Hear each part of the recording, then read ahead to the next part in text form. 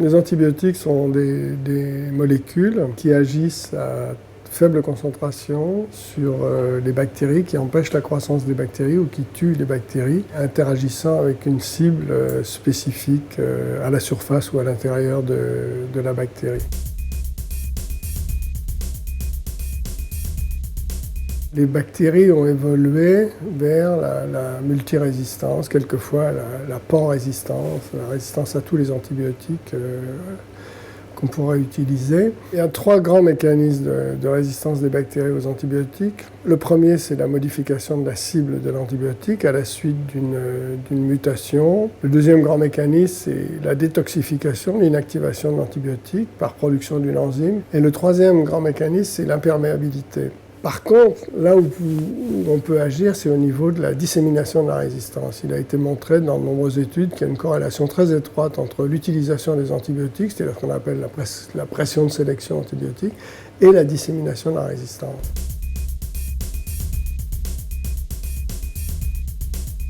On a deux niveaux d'activité. On fait de la génétique et de la biochimie de la résistance. Au niveau de la génétique, on étudie les mécanismes par lesquels la résistance dissémine dans les populations bactériennes. Donc ça peut apporter des voies pour développer des méthodes ou des molécules qui ralentissent ou inhibent le transfert, la dissémination de la résistance. Le deuxième aspect, c'est la biochimie de la résistance. Quels sont les mécanismes de résistance? Et quand vous élucidez un mécanisme de résistance, ça permet soit de trouver des molécules qui inhibent ce mécanisme, soit de modifier les antibiotiques existants de façon à ce qu'ils échappent à ce mécanisme de résistance. On contribue par cette recherche fondamentale à la compréhension de la génétique et de la biochimie de la résistance. Et c'est un puissant facteur d'incitation pour l'industrie pharmaceutique à développer des molécules.